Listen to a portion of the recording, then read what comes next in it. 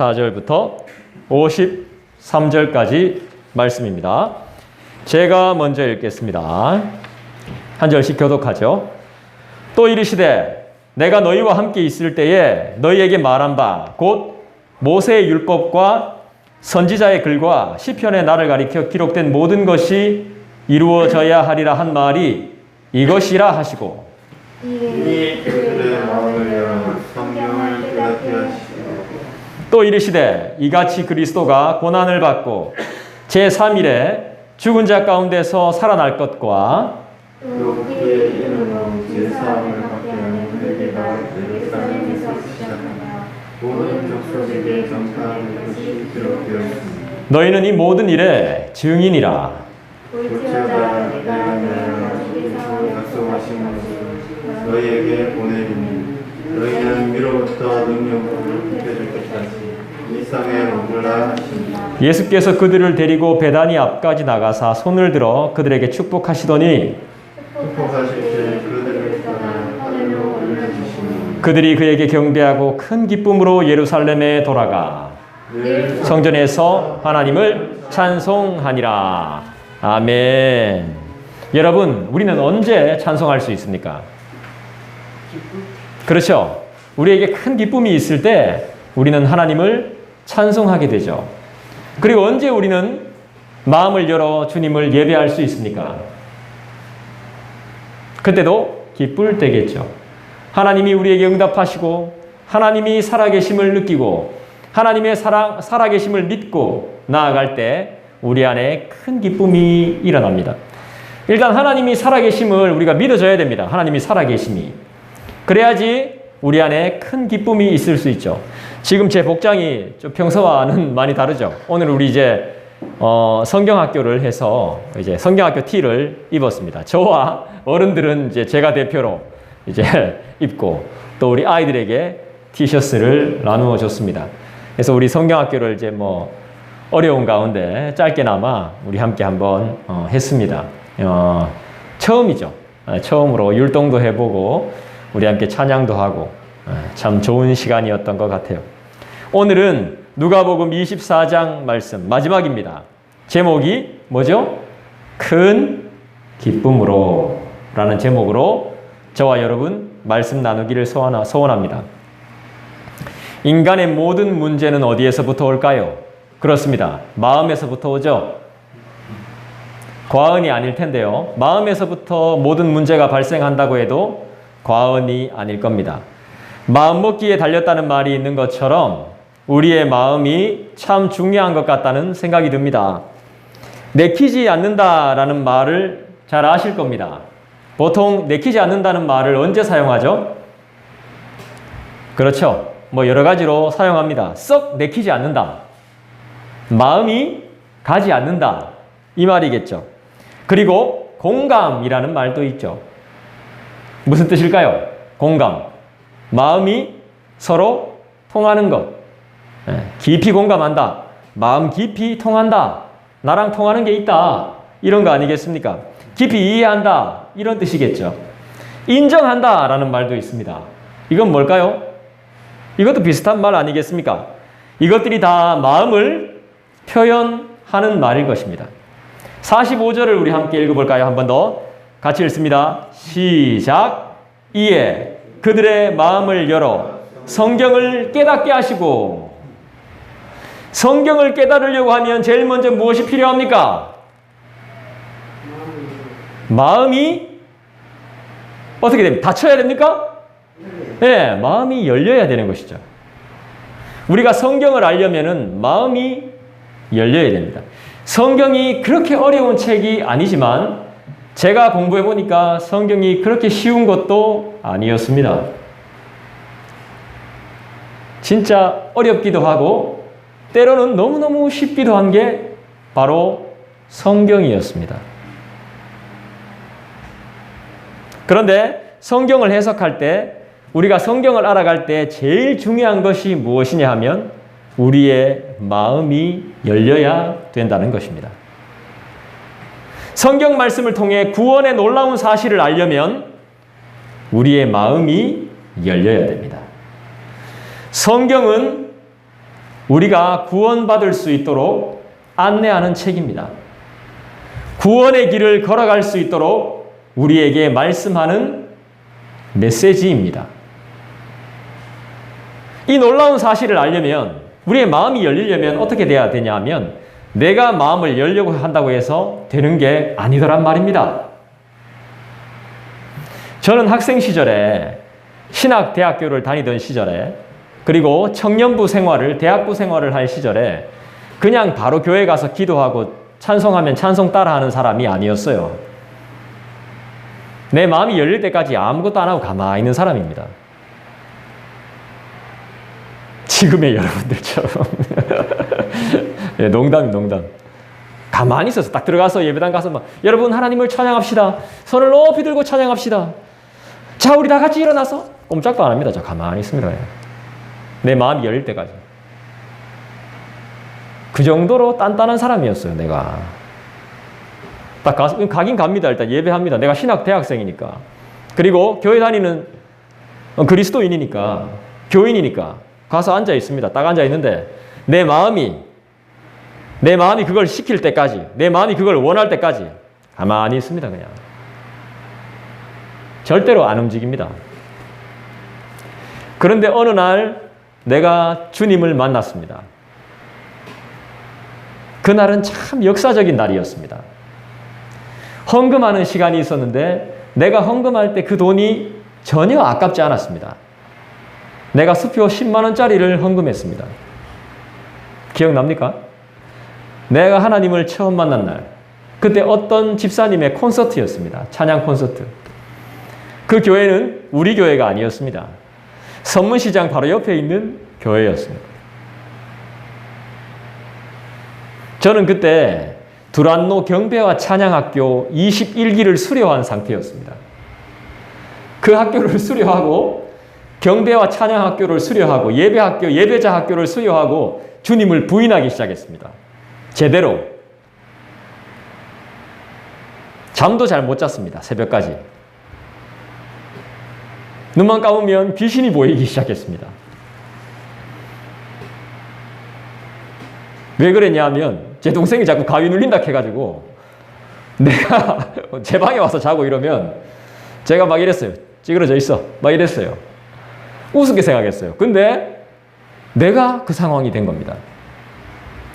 누구의 고민이 나의 고민이 된 겁니다. 그래서 나는 내 고민을 다른 사람한테 말을 할 수가 없었어요. 그리고 나는 그때 하나님이 정말 살아계시면 나를 바꾸어달라고 정말 못된 짓, 뻘짓거리 정말 많이 했습니다. 근데 하나님은 나타나지 않았어요. 나쁜 짓만 골라서 했습니다. 음란한 짓만 골라서 했어요. 근데 하나님은 내 삶에 나타나지 않았어요. 나를 바꾸어주지 않았습니다. 아, 그래, 하나님은 없구나. 나는 그때 확신하게 됩니다. 그러면서 예배 시간에 기도할 때도 내가 누구한테 기도하는지 잘 모르겠지만 누군가 당신이 살아계시다면 내 기도를 한번 들어보십시오. 이렇게 하면서 기도했습니다. 내 인생의 최대 암흑기였습니다. 그때가.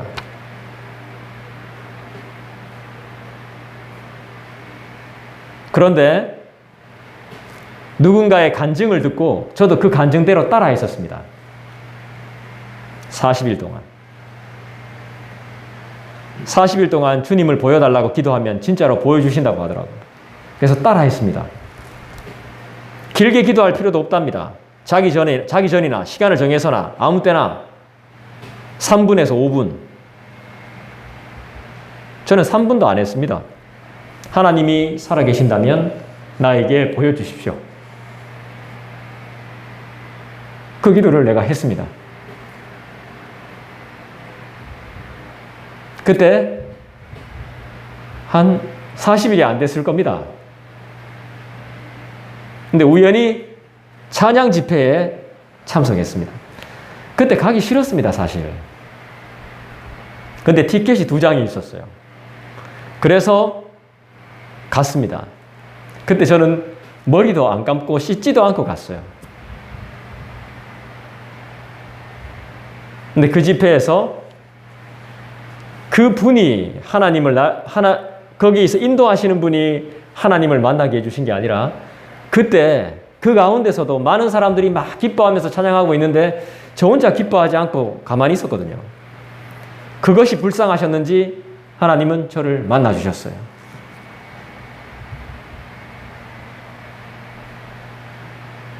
그때 서로 옆에 있는 사람 안아주면서 서로 축복합시다 하는데 내가 씻질 않고 가가지고 막 서로 안아주면서 내 냄새가 내한테 나는 거야. 아, 막 그 정도로 안 씻고 갔다니까. 정말 지저분하게 갔어요. 그런데도 그게 중요한 게 아니었어요. 안 씻고 갔을 때 눈물 흘리면 눈이 정말 따갑습니다. 근데 그게 중요한 게 아니었습니다. 그리고 내가 가진 아버지께서 주신 용돈 전부를 주님 앞에 바쳤습니다. 그리고 헌금합시다 할 때 막 박수 쳤습니다. 제가 좋아가지고. 그런 경험은 그때 이후에 지금도 해본 적이 없습니다. 지금까지도. 무대 조명 뒤로 뭔가 분명하진 않은데 뭔가가 있었습니다.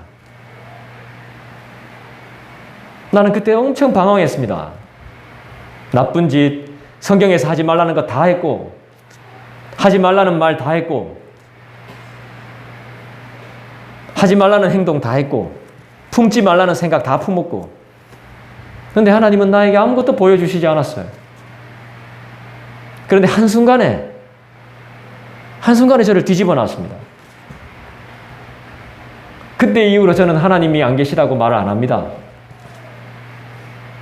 그때 그 경험이 하나님의 살아계심을 완전하게 확신할 수 있도록 확실하게 경험하게 하셨어요.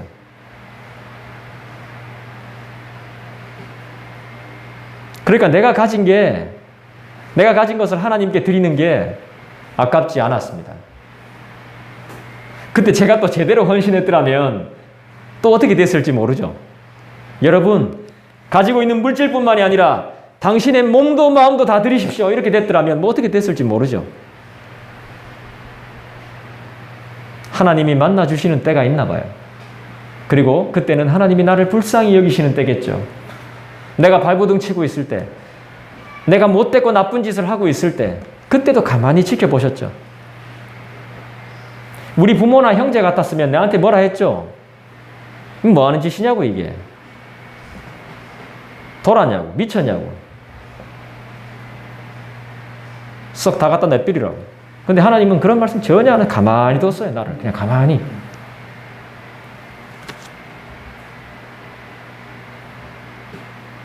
그 이후로도 저에게 방황의 시기는 또 있었습니다. 하지만 그 방황이 끝이 아님을 믿습니다. 왜냐하면 우리의 길은 길이 끝난 곳에서 또 길이 시작되기 때문에.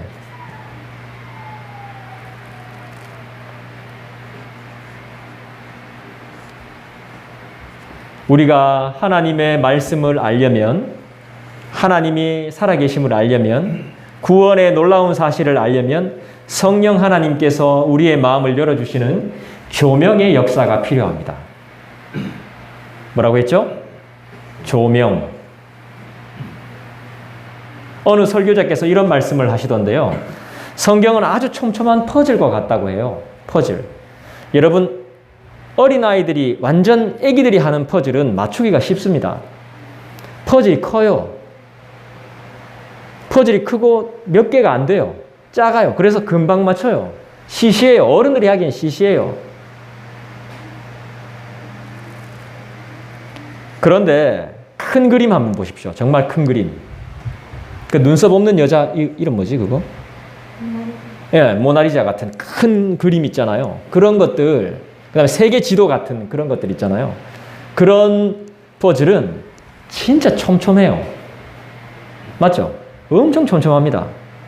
맞추기 쉽지 않습니다. 퍼즐 맞추기 쉽지 않아요. 열심히 연구하고 참고해서 공부해도 잊어버리고 기억이 잘 안 나고 때론 참 어려워서 해석이 잘 안 되기도 하거든요. 성경이 퍼즐처럼. 저는 퍼즐이나 큐브 같은 걸 잘 못합니다. 머리가 안 좋다는 뜻이죠. 머리가 나쁘다는 증거입니다. 근데 복잡한 퍼즐이나 큐브를 하는 법이 있죠. 이 큐브 맞추는 법이 있잖아. 그죠? 이걸 모르면 계속 헤매게 되는데 그 법을 알면 맞추게 되죠. 퍼즐도 마찬가지죠. 이 법을 알면 다 맞출 수 있습니다. 맞죠? 그런데 1초 만에 맞출 수 있습니까? 그 법을 안다고 해서? 그렇지 않다라는 거죠. 문제는 여기에 있습니다. 내가 법을 알아도 단번에 할 수는 없다는 거죠. 훈련이 필요합니다. 그리고 뭐가 필요하죠? 연습이 필요해요. 신앙생활도 좀 비슷한 것 같아요. 비슷한 거. 내가 법을 안다고 해서 바로 은혜를 받았다고 해서 바로 작동이 되어지진 않아요. 또 시간이 어느 정도 좀 필요해요. 인내가 필요해요. 인내가. 성경에 우리의 문제를 해결할 수 있는 법이 나올까요? 안 나올까요? 인간의 문제를 해결하는 법이 나옵니까? 안 나옵니까? 나옵니다. 분명하게 나옵니다. 저 봤습니다. 본 적이 있습니다. 그런데 우리는 그것을 잘 찾지 못합니다. 찾으려면 성령 하나님의 조명의 역사가 필요하고, 그리고 우리의 인내와 수고와 노력의 시간들이 필요하다는 것입니다. 조명의 역사란 무엇입니까? 방이 어두우면 우리가 원하는 것을 찾을 수 없어가지고 조명을 켜는 것처럼 하나님의 보여주심의 역사가 필요하다는 것입니다. 좀 어렵게 이야기하면 주님의 자기 계시인 것이죠.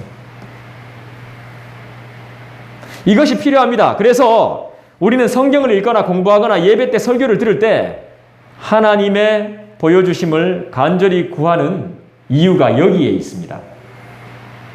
내 생각만으로 다 이해할 수 없기 때문에 하나님이 열어 보여주시도록 우리는 간절히 기도하죠. 이게 우리의 몫입니다. 인내와 노력과 수고라는 것이 이겁니다. 이거. 그런데 이런 원리들이 우리의 삶 가운데 많습니다. 우리가 해야 될 영역, 하나님의 영역이 생각보다 우리 인생에 보면 많이 있어요. 아까 휴대폰 고장났다고 했는데 휴대폰 고장나면 이 고장났을 때 수리하는 인간의 영역은 어디까지가 인간의 영역입니까? 하나님의 영역은 어디가 하나님의 영역이죠? 인생에 보면 다 나와요. 이 부분은 하나님의 영역이고 이 부분은 나의 영역인 거예요. 나는 이까지 하는 거예요. 이까지. 나머지는 하나님이 하시는 거예요. 우리 인간 사회도 그래 나온단 말이야. 성경은 분명하게 말씀해줘요. 너희가 무엇을 해야 되는지, 우리가 무엇을 생각해야 되는지, 우리가 무엇을 추구하며 살아야 되는지 성경은 분명하게 말씀해 줍니다. 우리 스스로 깨닫는 것은 한계가 있기 때문에 하나님의 도움을 구해야 되는 것이죠. 하나님의 도움이 있어야 48절이 가능해지는 것입니다. 자, 48절 한번 읽어볼까요? 여러분들이 읽어주시죠. 시작.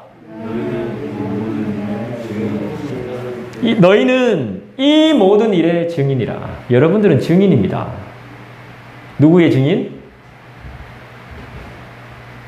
부활의 증인이란 말입니다. 따라합시다. 부활의 증인. 여호와의 증인 아닙니다. 여러분들은 죽음과 예수 그리스도의 죽음과 부활의 증인입니다. 더 나아가서 재림의 증인이란 말입니다. 왜 이 좋은 것들을 다 뺏기고 삽니까? 증인의 삶 하니까 부담스럽잖아. 여기서도 하나님의 영역이 있고 나의 영역이 있는 거예요.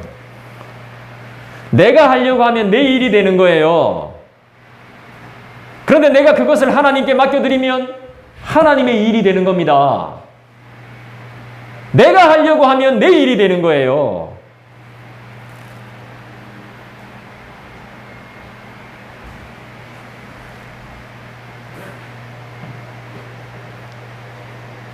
여러분은 예수님이 부활하셨다는 것을 믿는 증인들이죠. 그래서 증인의 사명을 감당하기 위해서 특별히 준비된 사람임을 아셔야 됩니다. 특별히 준비되어 있는 사람입니다. 물론 준비도 하셔야 되겠지만, 준비하시길 원하시겠지만 준비가 이미 되어 있는 사람들이에요. 몰랐죠? 증인은 나누는 거예요. 나누는 거. 뭐 대단하지 않아요. 증인의 삶은 나누는 삶입니다. 툭 치면 그 이야기 나오는 겁니다. 그냥 말 한마디 해봐라 하면 그냥 예수님 이 이야기 나오는 거예요. 그게 증인입니다. 다른 거 아닙니다. 부담스러워하지 마십시오. 저도 참 이 말씀 때문에 정말 부담스러웠는데 그게 부담을 주려고 하는 말씀이 아닌 거예요. 여러분들이 보고 들은 걸 이야기하면 되는 거예요. 나누면 되는 겁니다. 우리가 받은 것을 나누는 것이 증인의 삶이에요. 받은 게 없다면 뭐 할 말이 없지만 내가 받고 들은 게 있다면 그걸 나누는 게 바로 증인의 삶인 것이죠. 우리가 행복하지 않은 이유가 뭔지 아세요? 우리가 기쁨이 없는 이유가 무엇인지 아십니까? 왜 기쁘지 않은지? 삶이 인생에 대한 큰 그림이 없기 때문에 그렇습니다. 삶에 대한 큰 그림이 내 안에 없거든요. 미래가 없거든요, 내한테. 미래의 청사진이라 그러죠. 그게 없거든요. 없으니까 행복과 기쁨이 안 보이는 겁니다. 아까 전에 퍼즐 이야기 했었는데 정말 큰 퍼즐은 맞추기가 상당히 어렵습니다. 그런데 그 큰 퍼즐은 어렵긴 하지만 우리가 맞출 수 있는 이유가 있거든요. 왜냐하면 그 조각들이 일정해요. 거의 똑같아요. 거의. 퍼즐이. 그래서 달려들 수가 있는 거예요. 가만히 보면 단서들이 다 있어요. 쉽게 포기해야 될 게 아닌 거예요. 그래서 인생에 보면 포기하는 것들이 너무 많죠. 제가 포기를 정말 많이 해봐가지고 잘 압니다. 그런데 퍼즐 같은 경우에는 모양이 거의 일정합니다. 우리 애가 한창 퍼즐을 좋아할 때 저보고 같이 퍼즐 맞추자 하면 너무 괴로웠습니다. 저 맞추기 싫은데 귀찮아 죽겠는데 근데 자세히 보니까 퍼즐이 일정하더라는 거예요. 귀찮은 건 진짜 하기 싫습니다. 근데 어떻게 애가 해달라는데 같이 하자는데 해야지. 제일 피곤합니다. 인생에서. 근데 딱 보면 그 모양들이 일정해요. 그래서 우리는 달려들 수 있는 거예요. 우리가 하는 일도 보면요 거의 반복적이에요. 반복. 하고 혼나고 하고 보고하고 혼나고 바고하고 욕먹고 부대끼고 거의 비슷합니다. 이 큰 그림을 알면 우리가 포기하지 않습니다.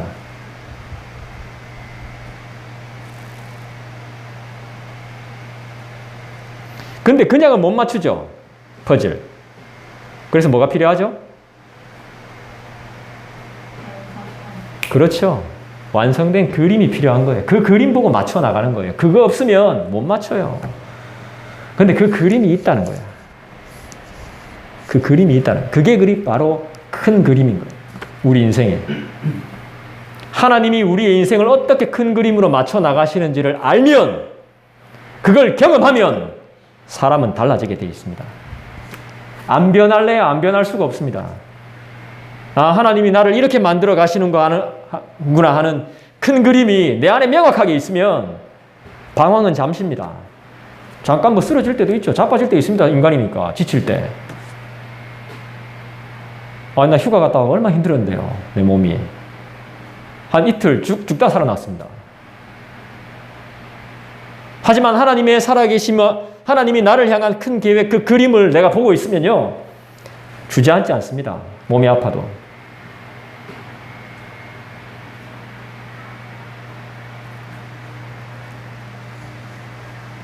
이미 완성되어 있는 큰 그림이 필요해요.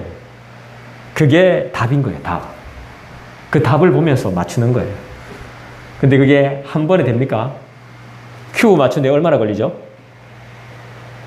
한 10분은 걸립니까? 그러니까 그 시간이 1초 만에 안 된다니까. 그런 작든 큰 시간이 우리 안에 인내와 노력과 수고로 나타나야 된다는 거예요. 필요하다는 것입니다. 그래서 완성이 가능합니다. 완성이 가능해요. 시간이 좀 걸려서 그렇지. 성경이 우리의 답입니다. 성경을 우리가 독파하려면 시간이 좀 걸립니다. 그죠? 그 시간을 어느 정도 감내해야 되는 거예요. 인생에 있어서, 삶에 있어서 하나님의 계획을 믿는 큰 그림이 없으면 살기 힘든 세상이 되어버렸습니다. 앞으로 더 힘들 겁니다. 앞으로. 우리가 행복하지 않고 기쁨이 없는 이유가 무엇입니까? 죄 때문이죠.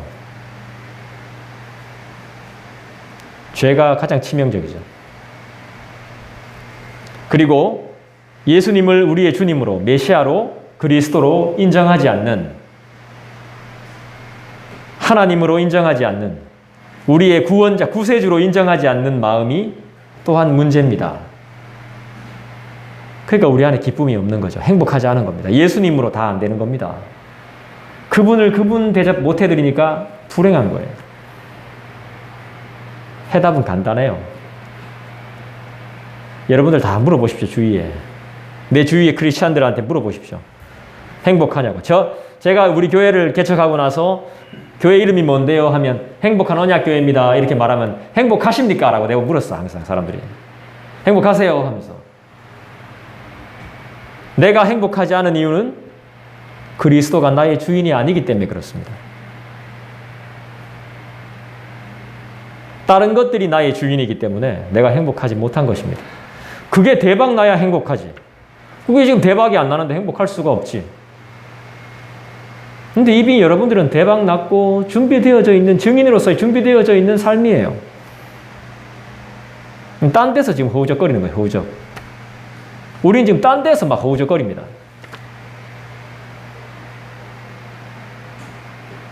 성경의 말씀을 통해서, 그리고 예수 그리스도를 통해서 하나님의 구속사, 구원과 속죄의 역사를 직접 경험하고 누려본 사람은 하나님의 구원 계획을 깨달을 수 있고요. 인생의 큰 그림을 가지게 됩니다. 그것을 누려보지 못하고 경험해보지 못한 사람은 눈앞에 일어나는 작은 문제 때문에 항상 헤맵니다. 그거 감당하는 것도 두려워합니다. 어렵습니다. 굉장히 어렵습니다. 사는 게. 그래서 제가 늘 이야기하는 겁니다. 성경 읽고 기도하자고. 이 눈앞의 문제를 해결하기 위해서 기도하자고 하는 이유가 그겁니다. 내가 감당하지 못하고 어려워하는, 힘들어하는, 심지어는 체력이 안 돼서 감당하지 못하는 여러 가지 일들조차 기도하자고 하는 겁니다. 육아 문제까지도. 성경은 분명히 말씀합니다. 하나님께서 택하신 자를 어떻게 준비시키시며 사용하시며 죄를 사하고 어떻게 구원받은 자로서 살게 하시는지 정확하게 보여줍니다. 하나님이 택한 자를 어떻게 사용하시는지 그 과정을.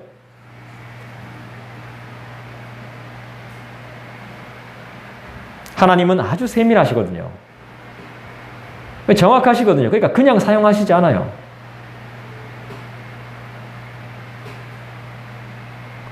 우리 한 사람 한 사람에 대한 아주 명확한 계획이 있으시고 큰 그림이 우리 주님한테는 있습니다. 이 안에 있지 않고 자꾸 자기 마음대로 하려고 하면 어떻게 될까요? 고난이죠. 고난의 연속인 거예요. 사건, 사고가 연속됩니다. 평안할 날이 없습니다.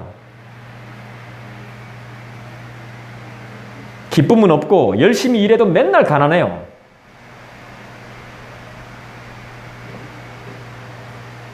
불행해지는 것이죠. 있어도 가난해요. 없어도 가난하지만 있어도 가난해. 그런 삶을 살게 되는 것입니다. 내 마음이 열려서 나를 향한 주님의 분명하신 사랑하심과 계획과 뜻을 발견해야 내가 전도도 할 거 아닙니까? 내가 분명히 발견해야 내가 전할 거 아닙니까? 내가 분명히 발견해야 내가 선포할 거 아닙니까? 아무것도 모르는데 어떻게 합니까? 어떻게 전합니까? 어떻게 선포합니까? 여러분 따라합시다. 그러나 49절이 있습니다. 49절 읽어볼까요? 같이 읽습니다. 시작. 볼지어다 내가 내 아버지께서 약속하신 것을 너희에게 보내리니 너희는 위로부터 능력으로 입혀질 때까지 이 성에 머물라 하시니라. 발견하라고 말 안 했습니다. 가져가라고 말 안 했어요. 주님이 뭐라 하셨죠? 약속하신 것을 보낸다 그랬습니다. 여러분의 일이 아니에요. 이건 하나님이 하시는 거예요. 여러분이 전도하고 왜 이래 전도가 안 되노? 계속 전도하면 그거는 하나님의 일이 아니라 여러분의 일이 되는 거예요. 나의 일이 되는 겁니다. 물티슈를 주던 예수 믿으세요 한마디 하던 교회 나오세요 전화하던 이건 여러분들 그걸로 끝이에요. 그것도 안 한다면 문제가 되겠지. 여기까지만 나의 일인 거예요. 여기 이 교회 한번 나와보세요. 안녕하세요. 여기 교회 한번 나와보세요. 이것까지가 여러분의 일이에요. 그 다음은 하나님이 하시는 거예요. 왜 그 꾹 잡고 있는데 그거 하지도 않을 거 그 상대방 마음도 못 열 거. 아이고 교회 한번 가입시다. 내가 태워줄게. 이것까지가 여러분들의 일입니다. 안 오면 안 오는 거예요. 나머지는 하나님이 하실 일이란 말이에요. 직장 생활도 마찬가지예요. 성경을 이런 말 하면 좀 그렇지만 저는 이런 말을 별로 좋아하진 않는데 단어가 생각이 안 나서 성경을 통달하면 내 일이 뭔지 하나님의 일이 뭔지 다 알아요. 금방 알게 돼요.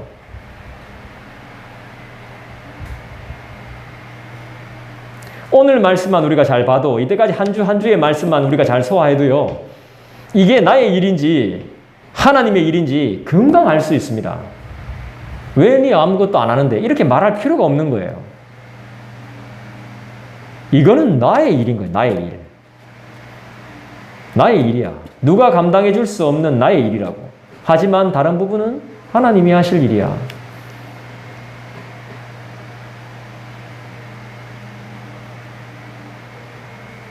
전도는 누가 하는 거죠? 내가 하는 게 아닙니다. 잘 알아야 됩니다. 내가 하는 것은 전하기만 하면 돼요. 저는 제가 하는 일이니까 전도할 때도 싸웠어요. 복음이 싸구려냐? 하면서 싸웠어요. 저 성질 더럽습니다. 저 착하게 보면 안 됩니다. 그런데 이제 하나님의 일이 뭔지 나의 일이 뭔지 알게 된 후부터는 싸울 일이 없죠. 욕하면 욕하는 거고 안 받으면 그만이고 저는 안 받으면 막 그것도 끝까지 따라가서 막 주고 이랬다니까. 받으라고. 받기 싫다 집어 던지는데도 막. 그건 전도가 아닌 겁니다.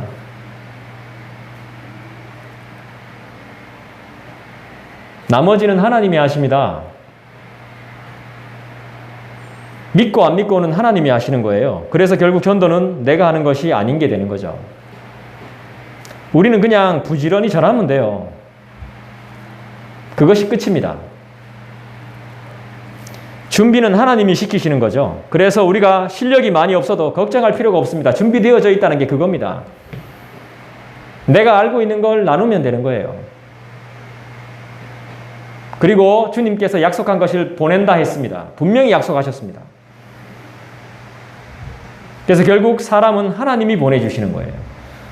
우리 교회 여러분들은 하나님이 보내서 온 겁니다. 누구의 말로 인해서가 아니라 하나님의 감동, 그분의 하나님의 감동으로 다 오시게 된 거예요. 물론 사람을 사용한 부분도 있겠죠.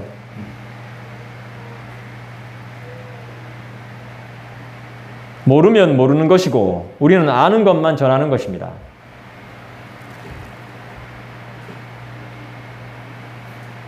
베드로의 이야기를 우리는 기억해야 됩니다. 49절 말씀을 믿고 이 약속대로 오순절에 성령이 임하자 베드로는 3,000명이 그냥 베드로가 전했을 뿐입니다. 3,000명이 회개하고 구원받는 놀라운 역사를 경험하게 됩니다. 베드로가. 이 성령이 하신 거예요. 성령 하나님이 하신 거죠. 베드로가 그 가운데 있었습니다. 그러니까 쓰임받게 된 거죠. 베드로는 이 일을 경험하게 돼요. 행복한 거죠. 그 전까지는 불행했죠. 예수님과 함께 동고동락했지만 예수님이 나의 주인이 아니니까 불행한 삶을 살았습니다. 하지만 인생의 큰 풍파를 겪고 나서 배신을 하고 나서 본의 아니기에 그런 삶을 비열한 삶을 살고 나서 다시 돌아온 후엔 어떻게 됩니까? 성령의 역사를 경험하는 메시아를 나의 주로 모시고 난 후에 삶은 어떻게 됩니까? 예수님을 우리의 주님으로 메시아로 그리스도로 마음 열어 받아들이고 난 이후엔 어떻게 됩니까? 베드로 전후서 읽어보셨어요? 베드로는 저와 비슷한 사람이 성질 더럽고 칼 잘 쓰고 거칠고 이런 사람이 남긴 베드로 전후서를 읽어보셨냐고요.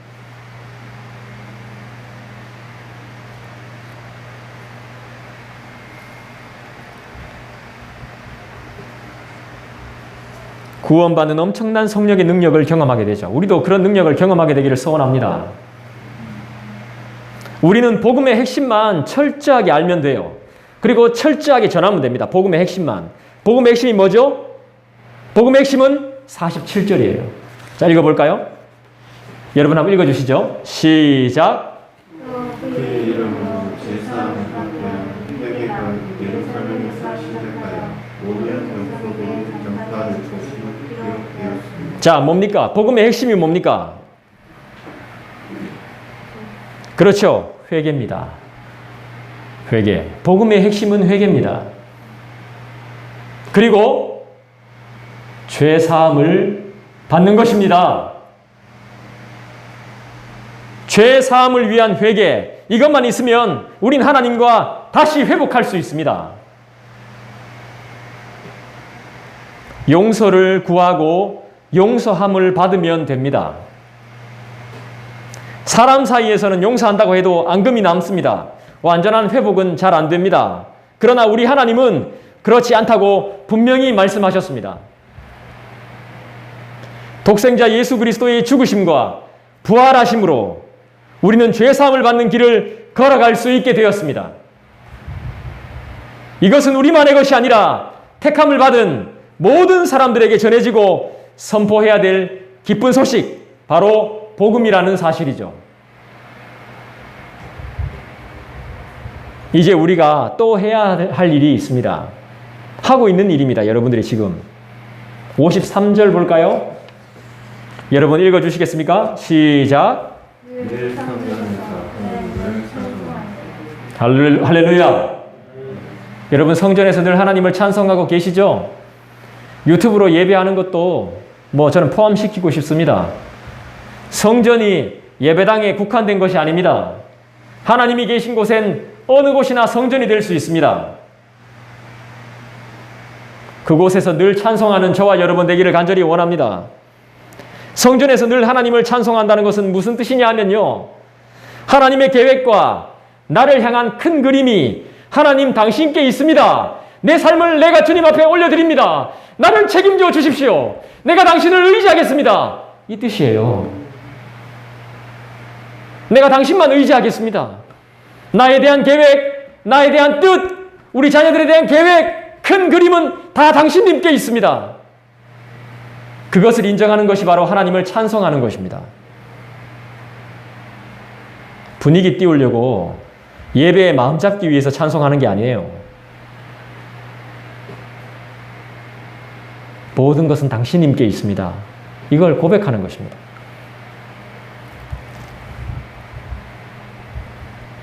하나님의 계획과 나를 향한 큰 그림과 사랑하심을 인정하고 깊이 공감하고 믿는다는 뜻이죠. 믿는다는 뜻입니다. 주님의 부활과 승천과 재림을 믿는다는 믿음의 선포가 바로 찬송인 것입니다. 44절 봅시다. 읽어주시죠. 시작. 또 이르시되 내가 너희와 함께 있을 때 너희에게 말한다. 곧 모세의 율법과 선지자의 율법 시편에 나를 가르쳐 기록된 모든 것이 이루어져야 하리라 하나님 이것이라 하시고.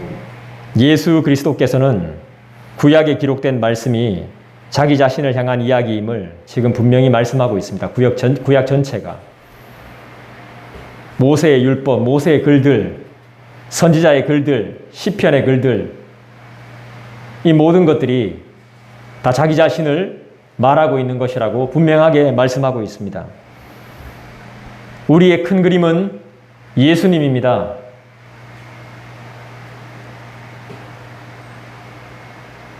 우리 아이의 큰 그림도 예수님이에요. 내가 예수님 닮고 우리 자녀들이 예수님 닮고 우리 교회가 예수님 닮으면 돼요. 아멘.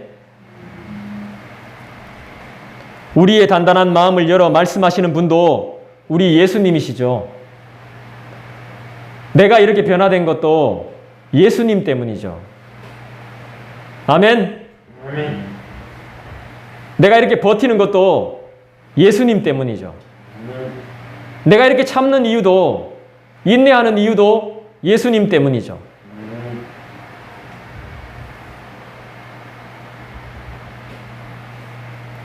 우리의 삶의 퍼즐의 해답은 예수님입니다. 예수님은 우리의 구원자이십니다. 나의 주, 나의 그리스도이십니다. 그분을 믿고 전합시다.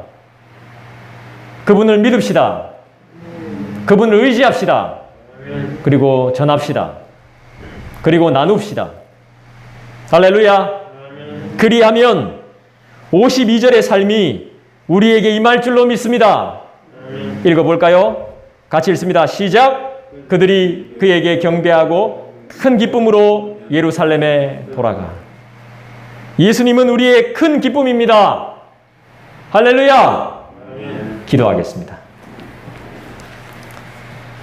이 시간에 우리 함께 기도하십시다. 주님, 나의 기쁨이 되신다니 감사합니다. 우리를 위로하여 주시옵소서.